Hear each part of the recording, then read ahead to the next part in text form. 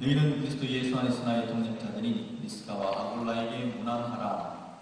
우리 살아가는 삶 가운데 주의 사람들한테 문안 잘하는 복된 인생 되기를 주님으로 축복드립니다. 문안 한번 할까요? 인사합시다. 잘 되고 있습니다.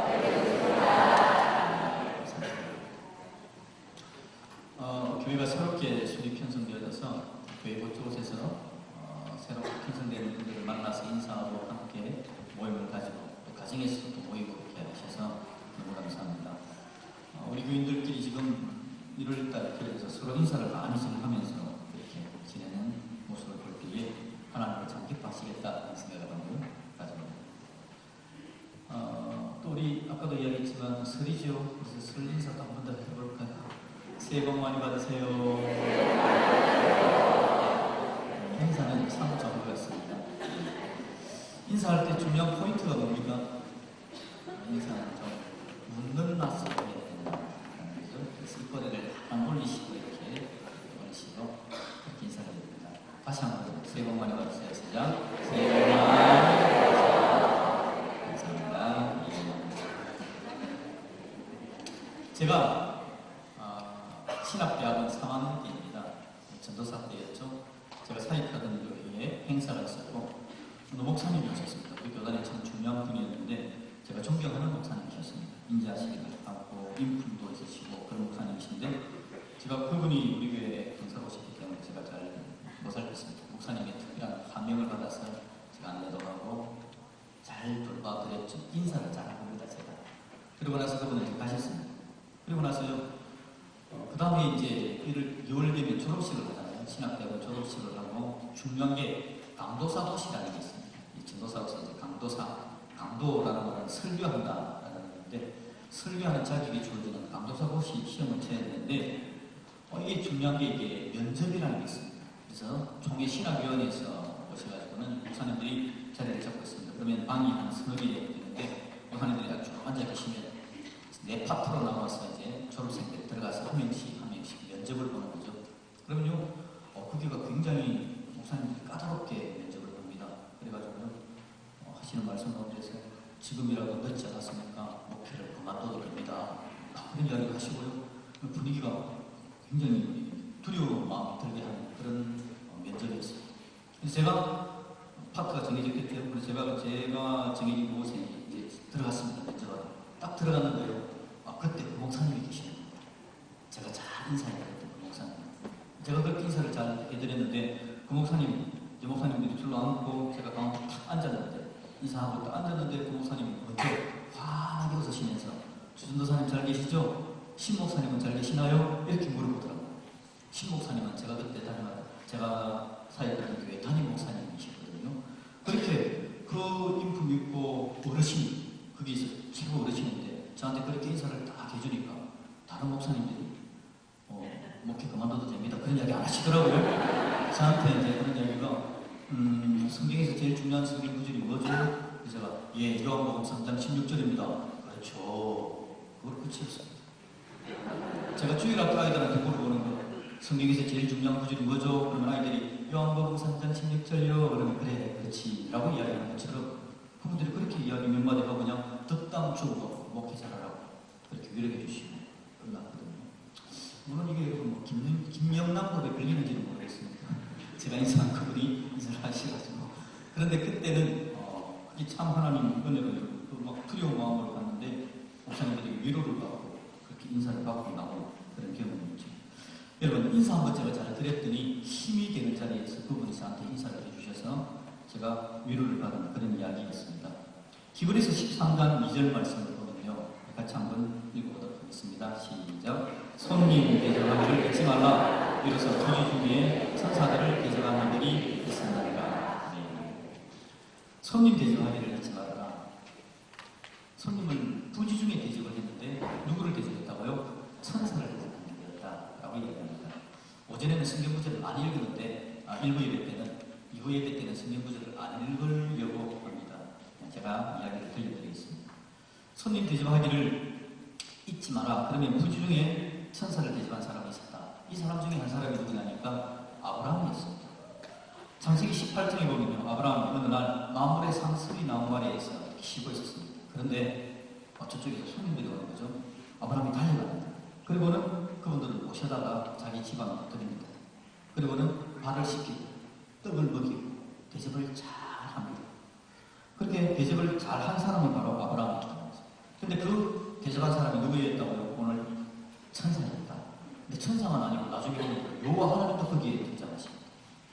부지 중에 손님을 대접했는데 천사들을 여호와 하나님을 대접하는 그런 일들이 있게 되어진 거죠. 그래서 여러분, 제가 오늘 인사에 대해서 이야기를 하는 것을 그렇게 생각하고 있는데요. 그런 관점에서 오늘 본문을 보면서 아브라함을 보니까 아브라함은 원래 믿음의 조상 아닙니까? 믿음의 조상인데 믿음의 조상 아브라함을 보니까 인사의 조상이더라고요. 그래서 창세기 18장 1절부터 5절까지인데 5절 부분에 보면 그런 이야기가 나옵니다. 내 떡을 조금 가져오리니 당신들의 마음을 상쾌하게 하신 후에 지나가소서. 인사는 마음을 어떻게 만든다고요? 상쾌하게 만들어줍니다. 상쾌하게. 저와 여러분들의 인생이 누군가를 상쾌하게 만들어주는 복된 인생이 되기를 주님의 이름으로 축복드립니다. 아브라함이 그런 사람이었다라는 것이죠. 아브라함이 그렇게 사람들을 상쾌하게 했습니다. 아브라함이 인사의 조상이죠. 아브라함이 인사를 누구한테 잘하느냐? 우리가 여러분 인사를 하는데 하나님께 인사하는 것은 예배 아닙니까? 하나님께 인사하는 건 예배고요. 사람들에게 인사하는 것은 하나님께서 우리에게 명령했지 않습니까? 하나님을 사랑하고 이웃을 사랑하라. 이웃을 사랑하는 것 그게 인사 아니겠습니까?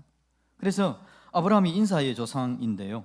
이 아브라함의 믿음이 절정에 있는 것이 드러나는 게 여러분이 아시다시피 모리아 산에서 자기 아들 이삭을 바치는 장면이죠. 하나님께서 아브라함에게 이야기합니다. 네 아들 이삭을 모리아 산에서 나에게 바치라라고 이야기합니다. 엄청난 이야기죠.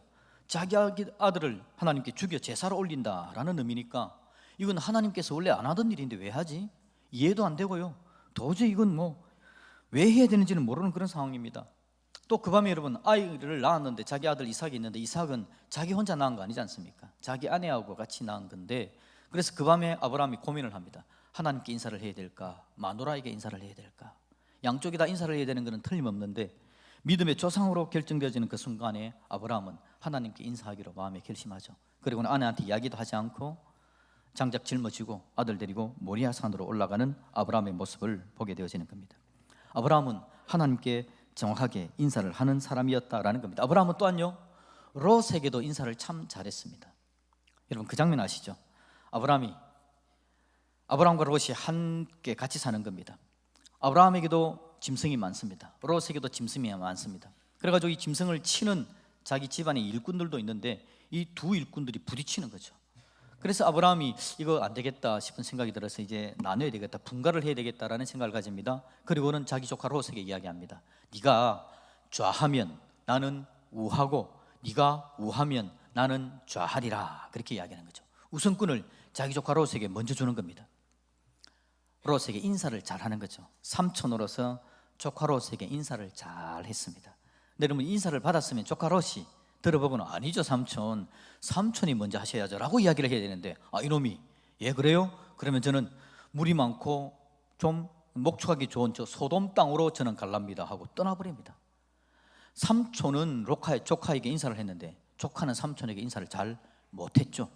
결국 어떻게 되집니까? 그랬더니 그 소돔 땅이 자기 조카 롯에게 인사하는 땅이 아니라 나중에 저주의 땅으로 변해져 버리는 걸 보게 되는 겁니다. 아브라함은 인사를 잘했습니다. 자기 조카 롯에게. 그런데 여러분 소돔으로 간 조카에게 큰 문제가 생기죠. 소돔 왕과 주위의 몇몇 왕들과 다른 왕들과 전쟁이 붙은 겁니다. 전쟁이 붙어가지고는요 소돔 왕이 전쟁에서 져버렸습니다. 조카 롯과 함께 사람들이 포로로 잡혀가네요. 그 소식을 듣고 아브라함이 어떻게 합니까? 또 조카 롯에게 인사를 합니다. 자기가 기르던 자기 집안의 병사들 데리고 함께 가서 죽음을 무릅쓰고 조카 롯을 구해 오는 거죠. 아브라함은 끝까지 인사하는 사람이었습니다. 자기 조카 롯에게 사랑으로 인사를 하는 사람이었죠. 여러분 아까 본문에서 창세기 18장에서 아브라함이 부지 중에 천사에게 인사하고 하나님께 인사했다 그랬잖아요. 그 장면에서 하나님께서 나타나셔서 하신 이야기가 뭐냐니까 아브라함에게 아들을 준다는 이야기를 합니다. 또 하나 하나님께서 떠나시면서 그 장면에서 하나 더 추가적인 정보를 아브라함에게 주는데요. 그 정보의 내용이 뭐냐니까 소돔과 고모라 땅을 멸망시킨다는 겁니다. 저 땅이 너무너무 죄악으로 가득 차 있기 때문에 소돔과 고모라를 멸망시킨다는 정보를 주는 겁니다. 그 이야기를 듣고 아브라함이 여호와 하나님 앞에 딱 섭니다. 천사들은 이 땅을 멸망시키기 위해서 이미 출발했습니다.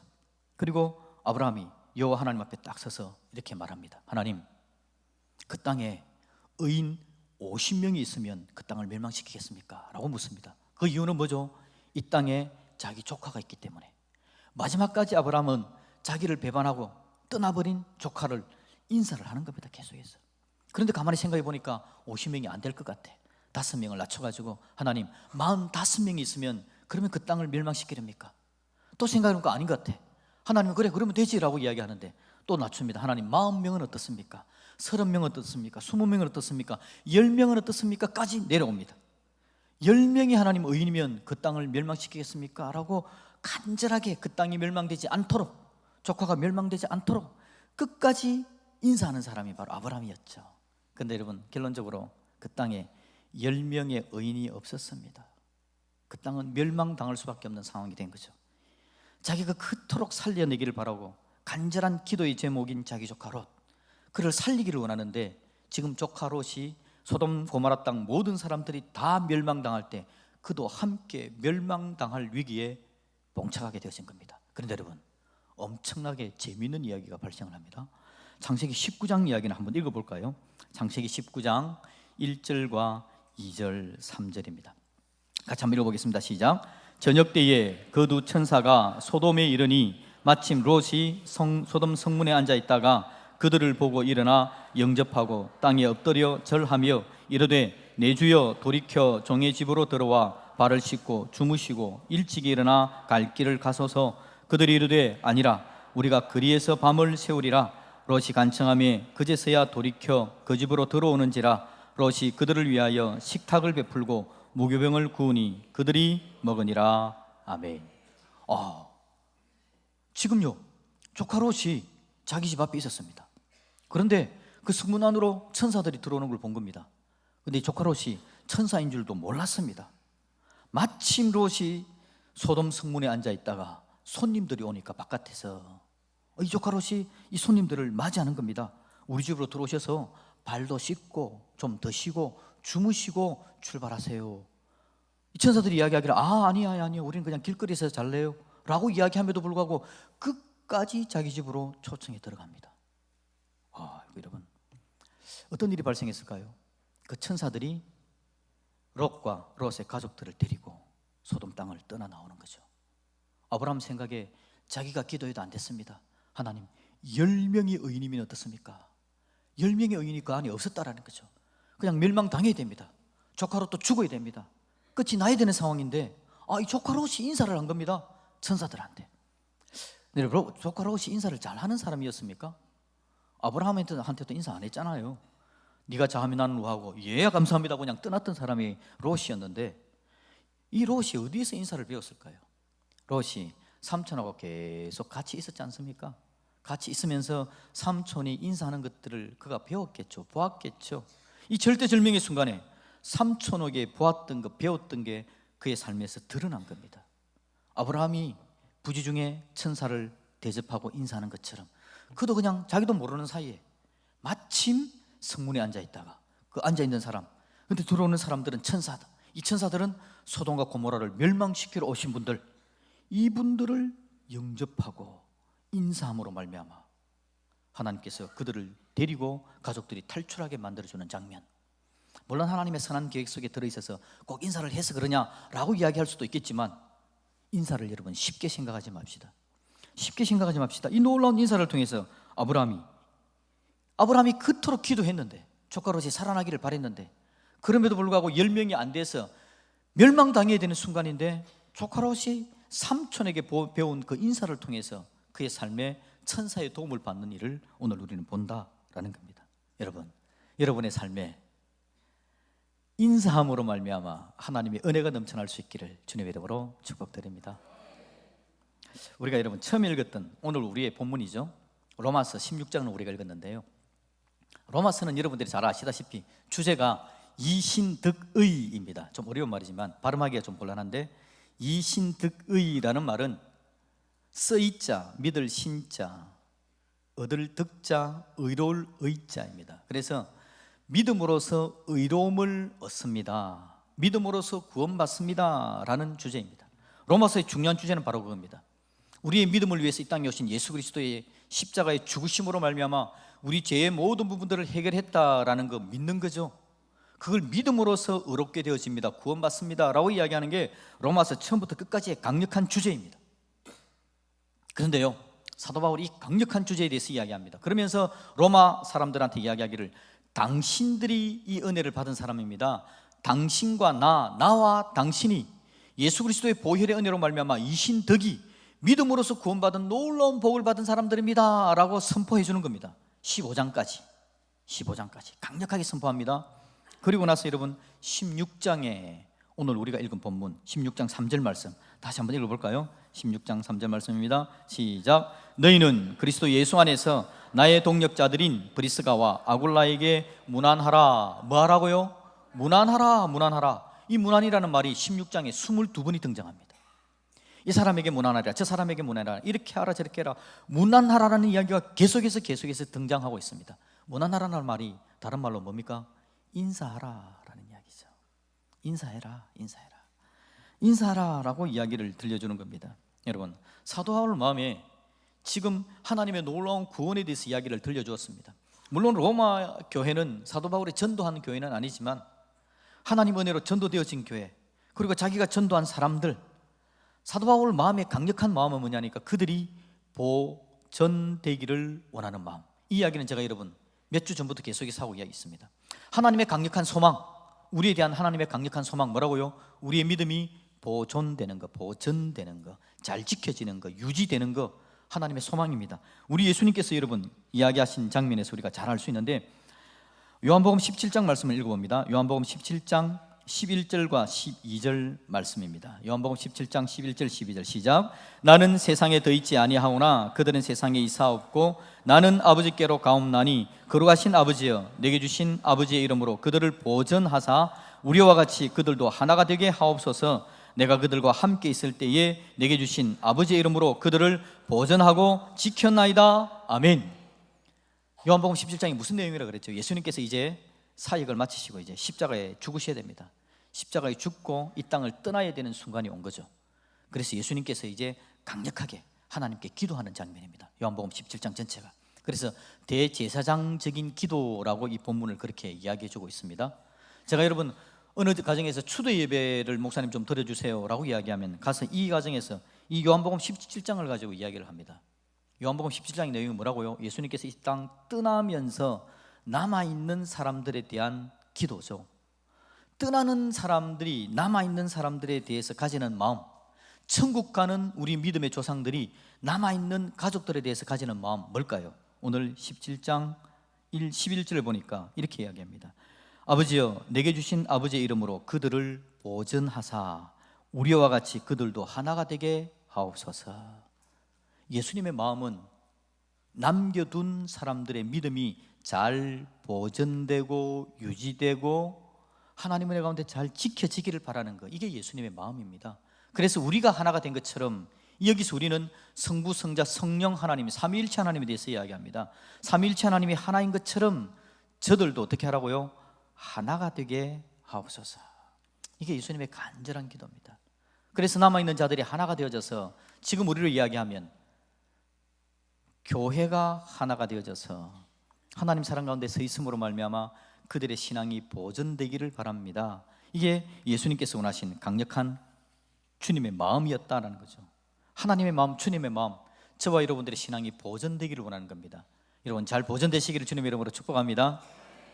보존을 잘해야 됩니다. 그럼 보존만 하면 되냐? 한 걸음 더 나아가야 되죠. 주님께서는 우리에게 예수 그리스도의 장성한 분량까지 자라가라, 성장하라라고 이야기했고 또 우리에게 주님의 사역도 맡겨주면서 내가 하던 사역 너희들이 해라라고 이야기했기 때문에 우리 믿음이 지켜지지 않으면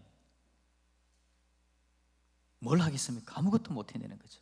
그래서 지켜지는 이게 가장 기초적이고 중요한 것이다라는 겁니다. 이걸 지켜내기 위해서 오늘 이걸 잘 알고 있는 사도 바울이 자기가 전도하고 주님의 사랑 가운데 나와 있는 교회를 향해서 들려주는 이야기가 뭘 하라고요? 문안하라라고 이야기해주고 있다는 겁니다. 여러분 문안 잘하시기를 주님의 이름으로 축복드립니다. 다른 말로 하면 네트워크를 잘 형성하라 그런 이야기입니다. 다단계 이야기하는 거 아닙니다. 네트워크를 잘 형성해라. 이 네트워크가 뭡니까? 믿음의 네트워크이죠. 믿음의 사람들이 함께 서로를 세워가는, 그래서 서로 무난하고 함께 인사하고 주님의 사랑 가운데 세워져 가는 것, 바로 그걸 이야기하는 겁니다. 우리 예수님께서 이 땅을 떠나시면서 그런 강력한 마음을 가지고 있었기 때문에 주님께서 떠나시면서 남겨두신 분이, 우리에게 보내주신 분이 바로 성령님이 우리에게 오시죠. 성령께서 우리 안에 계시면서 하시는 일이 뭐라고요? 우리를 보존시켜주는 것, 우리를 지켜주는 것, 그 역할을 성령님께서 하시는 겁니다. 그래서 여러분, 성령님께서 오실 때 사도행전 2장에 오순절 성령 강림의 강력한 역사가 있었을 때에 그 마지막 부분에, 사도행전 2장 마지막 부분에 만들어지는 게 뭐가 만들어지죠? 교회가 만들어진다고요.